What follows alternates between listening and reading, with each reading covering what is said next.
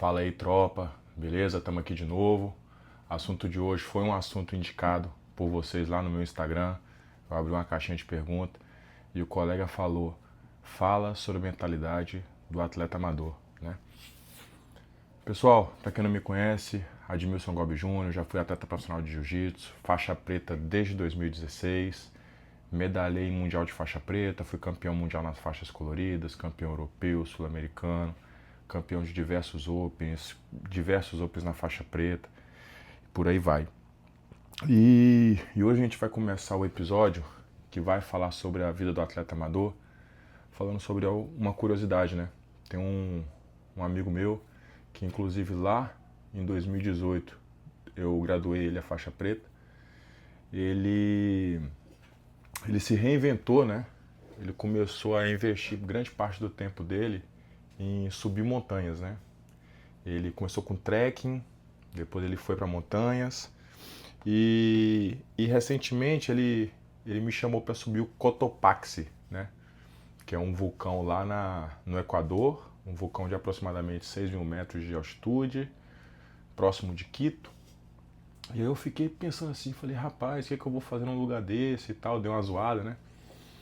E aí eu pensei assim, cara, é voltar a ser faixa branca de novo, né? Em alguma outra área da nossa vida. E é um negócio que pra você, que talvez é faixa preta, é difícil, né? Às vezes o faixa preta ou alguém que já tem muita expertise em alguma área, é muito difícil voltar do zero e entender algo de novo, né? E aí eu cheguei pra ele, o nome dele é André, recentemente ele subiu algumas montanhas na Bolívia. Eu falei, cara, vou animar. Então, possivelmente, em algum momento não muito distante, é um assunto que pode vir a calhar aqui num vlog sobre isso. Porque eu acho, pessoal, que a gente tem que estar se colocando à prova, né? É uma grande dificuldade que eu tive durante o tempo que eu fiquei afastado das competições, foi que eu não tive evolução. Então eu senti uma falha na minha evolução, no meu jiu-jitsu, exatamente por não estar sendo colocado à prova. Porque o treino, ele não te coloca à prova de forma real. Você fica ali, você normalmente já amassa alguns, tem a galera que treina mais duro com você, tem a galera que te amassa, mas você não é colocado à prova real. Na competição você é colocado à prova real. E como eu fiquei muito tempo afastado, eu senti que o meu jiu-jitsu não evoluiu. E ele evoluiu nesses 6 meses que eu voltei a competir infinitamente mais do que nesses 8 anos que eu fiquei parado. Exatamente pela necessidade de evolução, por ter um objetivo, né? Pô, eu vou lutar a tal data, eu vou competir em tal evento. Então, se colocar à prova é muito importante. Então, eu acho que me colocar à prova nesse objetivo, né? Nesse ambiente extremo que vai ser o Cotopaxi, vai ser um negócio que para minha evolução como pessoa vai ser muito legal. E aí fica a reflexão pra gente, né, cara? Quantas vezes a gente realmente se coloca à prova, né? Porque é muito fácil a gente viver a vida sem nenhum objetivo real, né? É muito fácil. Sem nenhuma meta realmente plausível e realmente alcançável. Porque muitas vezes a pessoa fica assim, não, cara, meu sonho é ganhar na loteria, bicho. Meu sonho é ganhar na loteria. Ou meu sonho é, o cara vai vir a Mega da Virada aí, meu sonho é ganhar na Mega da Virada. E às vezes os sonhos plausíveis, que seria uma evolução real no trabalho, uma evolução real no ensino, uma evolução real no ramo do empreendedorismo, do concurso ou no jiu-jitsu, a pessoa não se esforça, né? Então eu tenho me esforçado e eu acho que vocês devem se esforçar também. Eu acho que essa é a nossa maior busca, né? A busca pela evolução. E quando a gente fala de atleta amador, é exatamente isso. Se colocar à prova, velho. E a visão do esporte, ela muda com o passar da nossa vida.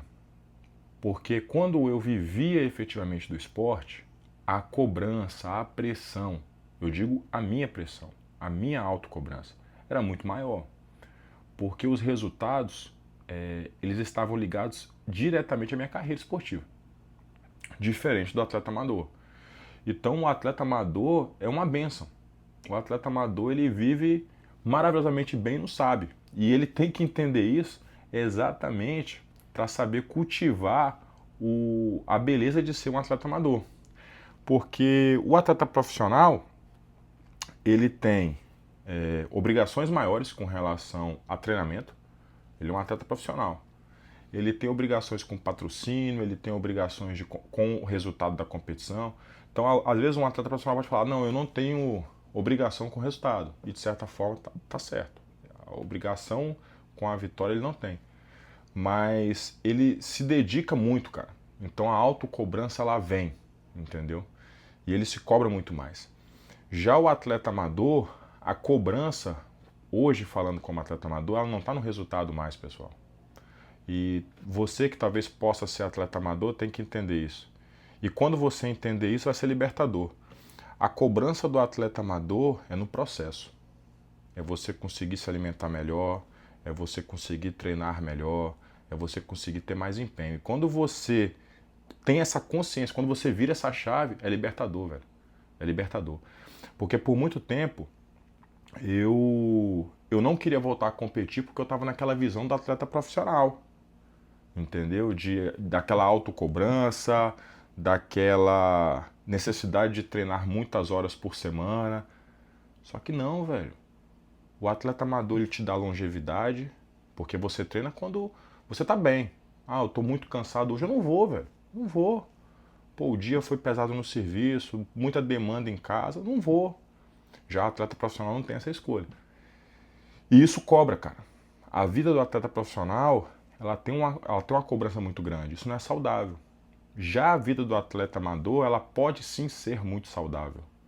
Então é o cara que treina bem, é o cara que se alimenta melhor, que ele busca o esporte para se alimentar melhor, ele busca o esporte para treinar melhor, ele busca o esporte para ele ter uma evolução de corpo, mente e espírito. Então, quando o atleta amador entende isso, ele entende que eu não devo me cobrar como um profissional e eu preciso me cobrar como um cara que tem obrigações de pai, obrigações de esposo, obrigações no trabalho. Não que o atleta profissional não tenha isso, mas o esporte hoje para mim não é a primeira opção. Não é a primeira e não é a segunda. O esporte para mim está depois do meu trabalho, está depois da minha família. Já para o atleta profissional, ele está ali. Depois da família, é a profissão. Então demanda muito empenho. E isso não conversa bem com saúde. Então a vida do atleta amador, ela tem uma evolução de saúde absurda. E é isso que, quando eu virei a chave, eu falei: cara, é isso aí, pô. É isso que eu preciso. E o esporte ele muda completamente na sua vida quando você larga de ser profissional, ou o atleta amador que quer viver como profissional, quando ele entende o real peso que tem que ser, né? Que é o quê? É a gente ter essa evolução enquanto pessoa, né? Não cobrar tanto no resultado, mas a gente se cobrar no processo. E a ilusão do atleta amador, pessoal, é exatamente ele querer se comparar com o atleta profissional. Ele não precisa, ele não deve, ele não pode fazer essa comparação. Porque o atleta profissional, vou comparar com a minha vida lá atrás. O atleta profissional, ele se dedica mais, ele treina mais e ele está empenhado a pagar um preço que a gente, né, colocando do lado de cá, não precisa pagar, entendeu? Então, o atleta profissional, muitas vezes ele tem um ego, né? Então, teve uma pergunta lá no Instagram que eu até respondi, eu falei: cara, quando eu era atleta profissional, eu tinha mais dificuldade de evoluir no jiu-jitsu, exatamente porque eu tinha medo, e quando eu falo medo, pessoal, de certa forma medo mesmo, receio, aquele medo, desconforto de me colocar em posições, seja em treino ou principalmente em competições, que hoje eu não tenho. Por muito tempo eu só troquei queda, só lutei por cima, só passava guarda. Hoje não, pô. Hoje eu puxo pra guarda, luto bem por baixo, luto bem por cima, porque eu perdi esse ego que eu tinha, esse ego que eu carregava durante a vida que eu fui profissional, por ter a querência de ganhar sempre. E hoje eu vejo que a medalha é maneiro, velho. é maneiro. Aqui a ideia não é, dar desculpa por não conquistar a medalha. A medalha é magnífico você ganhar, você ser campeão. Só que a vida do atleta amador, a evolução do atleta amador, ela não é mensurada só pela medalha. Ela tem várias formas de você mensurar. E a gente tem que saber, pessoal, que quando a gente tenta fazer quando o atleta amador ele tenta viver como profissional, e vice-versa, tá? O atleta profissional que quer viver como atleta amador, isso vai gerar frustração. Não tem erro. O cara que necessita treinar muito, que é atleta profissional, que tem que se empenhar, que tem que se dedicar e não se dedica, ele vai se frustrar. Ele vai se frustrar, porque o desempenho dele vai ficar subutilizado. Ele vai ficar naquele, pô, podia ter sido melhor, podia ter ido melhor. Ele vai ficar assim. Já o atleta amador que quer viver como atleta profissional, ele vai frustrar, porque ele não vai conseguir treinar como deveria, gostaria, ele não vai. Por exemplo, eu conseguiria fazer hoje 2, 3 treinos de jiu-jitsu? Não conseguiria. Eu conseguiria treinar jiu-jitsu todos os dias da semana? Também não conseguiria. Então o atleta amador que quer viver como profissional, ele vai se frustrar, ele vai achar que aquilo não é para ele, porque aí ele vai competir, vai se cobrar igual um atleta profissional, não vai conseguir, muitas das vezes, ter esse rendimento, então ele vai se frustrar, ele vai se cobrar. E essa virada de chave, pessoal, que é esse movimento aí que a gente tem criado do atleta amador para o atleta master, essa virada de chave desse movimento é exatamente nós compreendermos a nossa vida e colocarmos o esporte em segundo plano, mas tratar isso com resiliência, tratar isso com disciplina. Então, o maior adversário do atleta master normalmente é a versão antiga dele mesmo.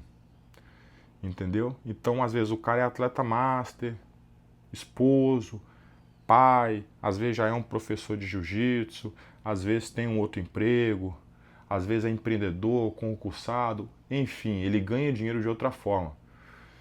E ele, a versão antiga dele, que muitas das vezes foi atleta profissional, às vezes é o maior inimigo dele, porque ele quer se cobrar como ele se cobrava quando era atleta. E não deve ser assim.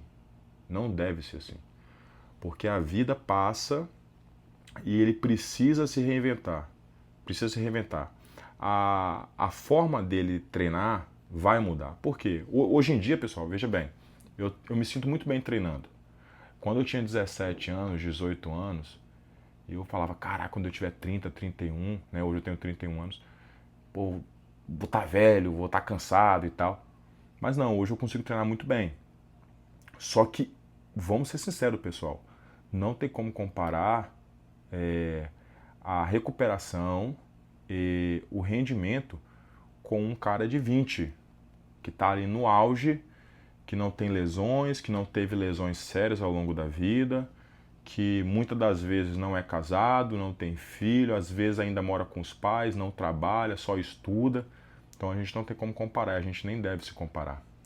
Então por isso que o atleta master, muitas das vezes o próprio inimigo dele é a versão antiga dele. E a vida adulta, quando eu falo vida adulta, são nossas obrigações, né? Só para contextualizar, pessoal, eu lembro quando eu era mais jovem e o pessoal falava muito sobre viver do jiu-jitsu e depois ter academia. Então, muitos dos meus amigos daquela época, né? A gente tem aí o Muhammad Ali, o Mark Jimenez, o Lucas Huck, o pessoal das antigas lá, todos eles migraram, ou o Muhammad e o Max, né, para o MMA, e o Lucas Huck, empreendedor do ramo, né, tem academia, né, tem o Diego Almeida também, tem academia. Então, tirando os caras que ainda continuam como atleta profissional, os outros, eles têm uma responsabilidade muito grande, né, e isso muda a forma como o cara deve treinar, por causa da demanda de tempo, né, porque a habilidade em uma função, seja ela qual for, ela está diretamente ligada ao tempo que você dedica àquilo. Então, o cara que vai estudar para concurso, que for o meu caso, né? O cara que vai empreender, ele não vai conseguir se dedicar ao esporte como ele deveria para o nível profissional. E aí a gente vira a chave, né? Que antigamente eu encaixava a minha rotina de competidor, de atleta, na minha vida. A minha vida era aquilo. Hoje em dia não.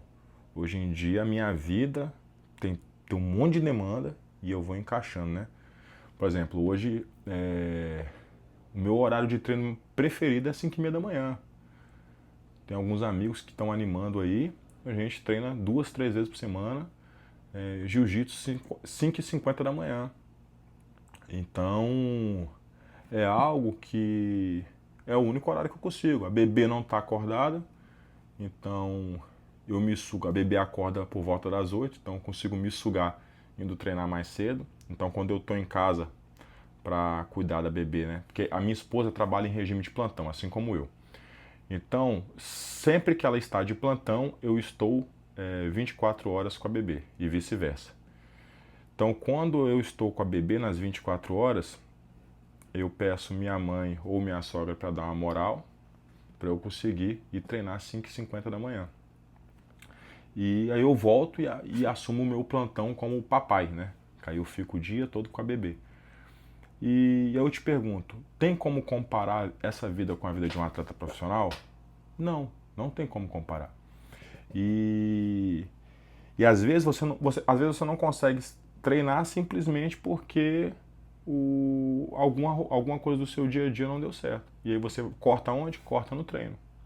Então esse cara, que eu me enquadro nesse cenário hoje, ele não deve se tratar como um atleta profissional. Ele deve se dedicar ao esporte como instrumento de transformação pessoal, para ele ter mais disciplina, mais resiliência, para ele ser uma pessoa que motiva as pessoas à sua volta, mas ele não pode esquecer que ele é um atleta amador. E aí a gente tem que entrar diretamente na questão do ego, que foi um vilão que eu tive que matar. Porque, pessoal, veja bem, o cara que já foi atleta profissional, para ele vir competir no Master, muitas vezes ele sabe que o rendimento dele é menor do que já foi um dia. E tá tudo bem. Só que é difícil pro cara que já foi atleta matar essa guerra. Por quê? Ele se compara, ele tem a questão da validação e tem a questão da maturidade. Então vamos lá. A maturidade, pessoal, é um negócio que vai vir com o tempo. Eu lembro que logo que eu me aposentei do esporte, eu nunca mais queria voltar a competir. Porque eu sabia que eu nunca mais iria conseguir treinar daquele jeito, que eu nunca mais conseguiria ter aquela performance. Só que o tempo foi passando, a maturidade foi chegando, e eu comecei a falar, cara, eu não quero usar o jiu-jitsu para eu ser atleta profissional. Eu quero usar o jiu-jitsu como arte marcial para eu ter os benefícios da arte marcial, ainda mais na minha vida, ainda mais presentes na minha vida. Resiliência, disciplina, foco, bravura, marcialidade, rusticidade. E isso daí você consegue evoluir, independente de ser profissional ou não. Inclusive, eu falo novamente, matar o ego é algo estritamente ligado a essa transformação. Quando o cara já foi muito bom, né? Você continua bom, mas quando você já teve um nível muito melhor, é muito difícil para você se colocar à prova compreendendo essa diferença. É muito difícil. E matar esse ego é uma grande guerra, né? Que a gente fala sobre matar os demônios, né? E um desses demônios é o ego. Então a gente começa a valorizar essa vitória, né? Vencer o nosso ego, vencer aquele egoísmo do atleta de querer ser o melhor sempre. E a gente começa a valorizar melhor os pilares do treinamento, né? Porque como eu não tenho tanta disponibilidade de tempo, acredito que talvez você não, você também não tem essa disponibilidade de tempo, a gente tem que valorizar as nossas sessões de treino. Então até coloquei aqui, ó, os pilares do treinamento, que é o treino, especificamente falando. Então, cara, eu não consigo treinar tanto como eu treinei no passado. Então eu preciso valorizar as minhas sessões de treino. A minha recuperação, porque a gente já não é mais novo, não tem mais 18, 19, 20 anos. Então a gente precisa valorizar a nossa recuperação, ou seja, tentar. Com filho pequeno é difícil, mas tentar dormir melhor, tentar se alimentar melhor, que é o terceiro pilar. Então hoje em dia, eu não vou mentir para vocês não, pessoal. Eu gosto de comer um negocinho diferente no final de semana. Eu acho que faz bem, eu acho que é importante. Eu acho que anda alinhado com o bem-estar, né? Não adianta só você estar no shape e você tá ali bitolado porque não comeu um pedaço de bolo no final de semana, né? Tem que ter esse equilíbrio, porque você não bebeu uma coca no final de semana, tem que ter esse equilíbrio. Então, a alimentação é um pilar importante.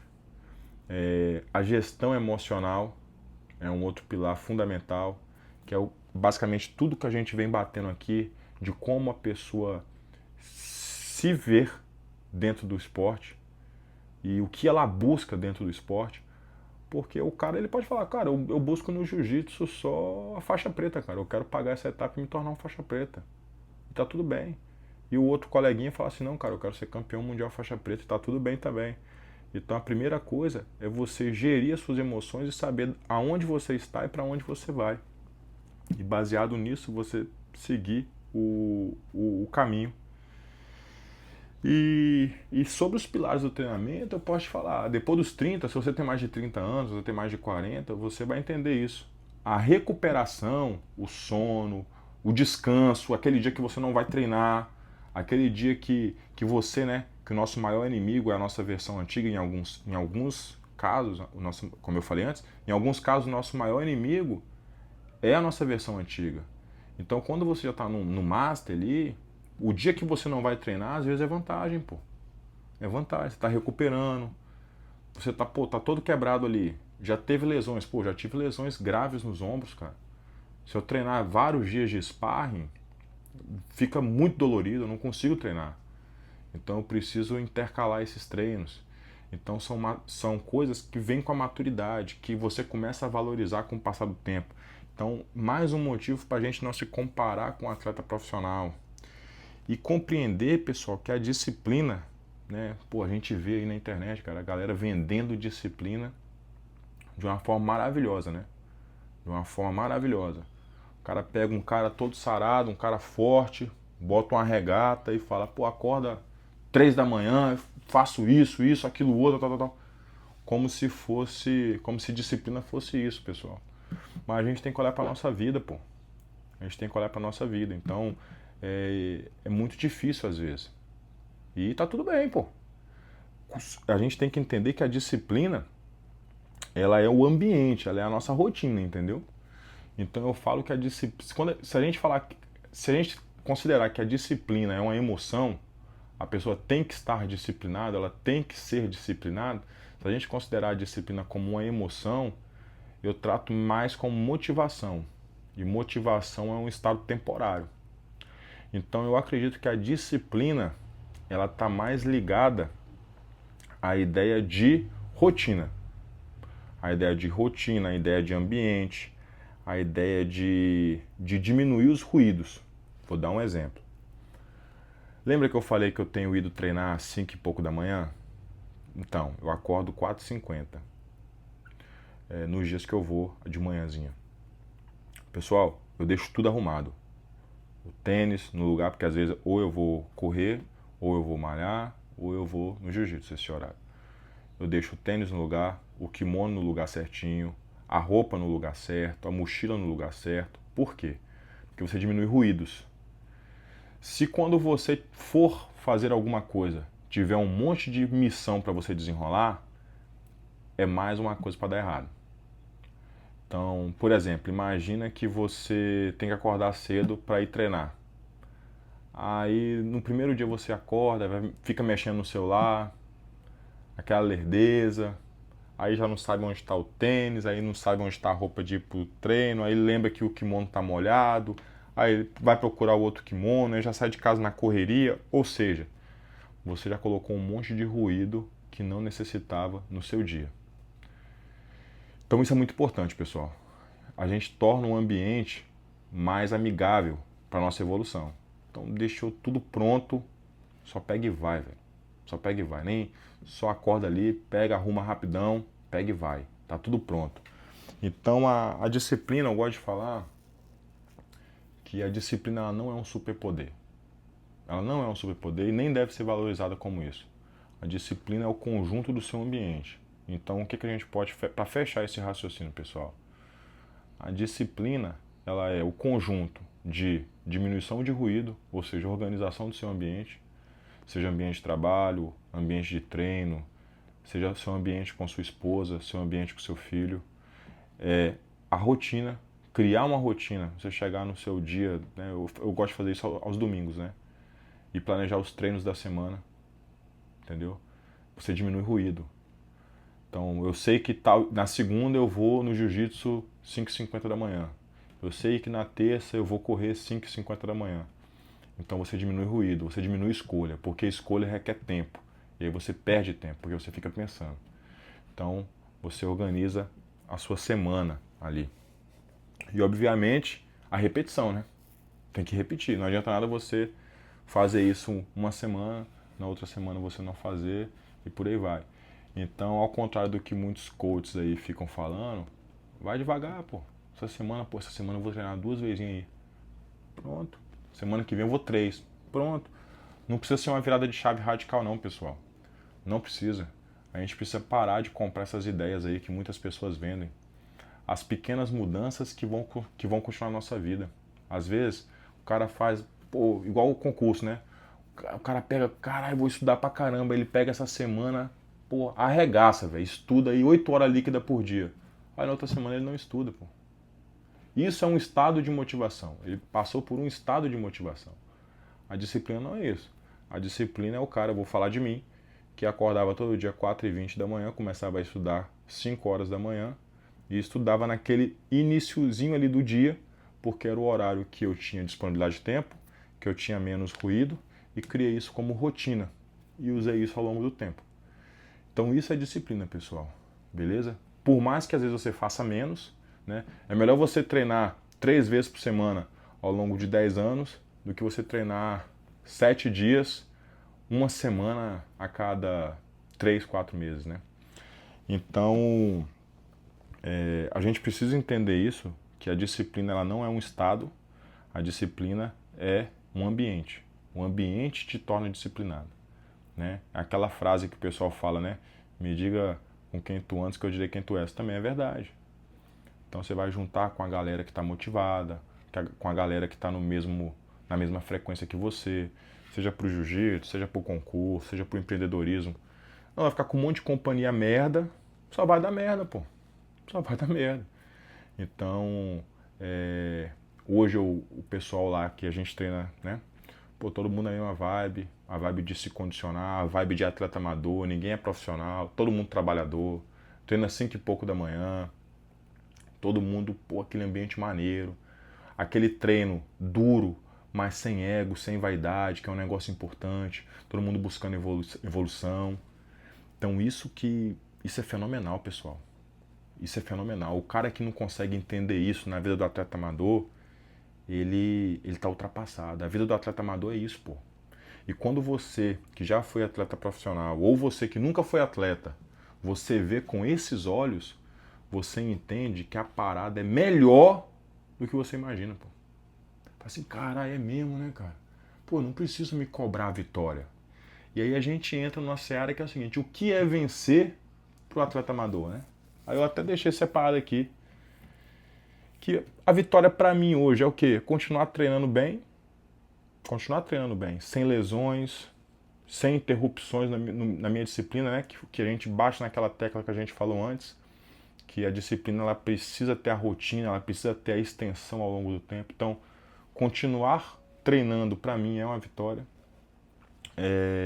Continuar saudável, porque de nada adianta, pessoal. Quando a gente fala de alto rendimento, beleza, o alto rendimento, ele muitas das vezes não é saudável. Mas o atleta amador, ele tem que ser saudável, pô. Pô, a gente tá buscando também a longevidade, a gente tá buscando a saúde. Então, pô, continuar saudável é uma vitória pra mim. Competir, pô, competir é maneirão, cara. Se colocar à prova, cair pra dentro dos eventos, É maneiro. Coisa que quando você é atleta profissional ou quando você é atleta amador e se cobra como atleta profissional, você fica ali naquela tensão máxima. Que foi uma outra pergunta que um seguidor fez. Pô, como que era a pressão quando você era atleta profissional? Era horrível, pô. Era horrível, era absurdo. Hoje, porque eu ficava me cobrando demais. Hoje eu já vejo assim, não, cara, calma aí. A competição, o processo de você treinar, de você se dedicar, de você ser resiliente, de você ser disciplinado, esse processo é maravilhoso. A competição é só a cereja do bolo. A gente não deve criar expectativa onde não depende exclusivamente da gente. A competição não depende exclusivamente da gente. A gente tem que valorizar também o adversário, no sentido de que é uma pessoa que está, até que se prove o contrário, no mesmo objetivo que o seu, né? Às vezes o cara vai lá sem ter objetivo nenhum de vitória, mas como regra todo mundo está ali para ganhar. E então a competição por si só, o processo de chegar até a competição para o atleta amador é uma grande vitória. Que é um processo que você vai se dedicar ainda mais, é um processo que você vai se tornar mais saudável, pô, você vai perder uma gordurinha, vai se alimentar ainda melhor, vai treinar um pouco mais pesado. E a gente entra na outra vitória do atleta amador, que é inspirar os filhos, é inspirar a esposa, é inspirar as pessoas que estão ao seu redor, que é maravilhoso, porque as pessoas veem lá você, aí vê você, pô, você trabalha, você tem filho, você tem mulher, você tem correria do dia a dia e você está lá se colocando à prova. Com qual objetivo? Inspirar pessoas. Pô. Às vezes, rapaz, você inspira mais alguém que está ao seu lado do que um famoso, pô. Do que um famoso. Por quê? Porque a pessoa está vendo sua vida e fala assim, caralho, bicho, o cara conseguiu. Lembra quando eu fiz o vídeo do brasileiro e eu falei sobre o caso do Igor Xavier. E hoje eu vou falar o caso do Matheus Batista. O Matheus Batista é policial militar. O Matheus Batista é professor de jiu-jitsu, né? Pô, faixa preta de judô, faixa preta de jiu-jitsu. E ele me inspira, pô. Assim como eu falei do Igor lá, hoje eu tô dando um exemplo do Matheus Batista, ele me inspira. Pô, ele compete bem, tem vários títulos e o cara é trabalhador.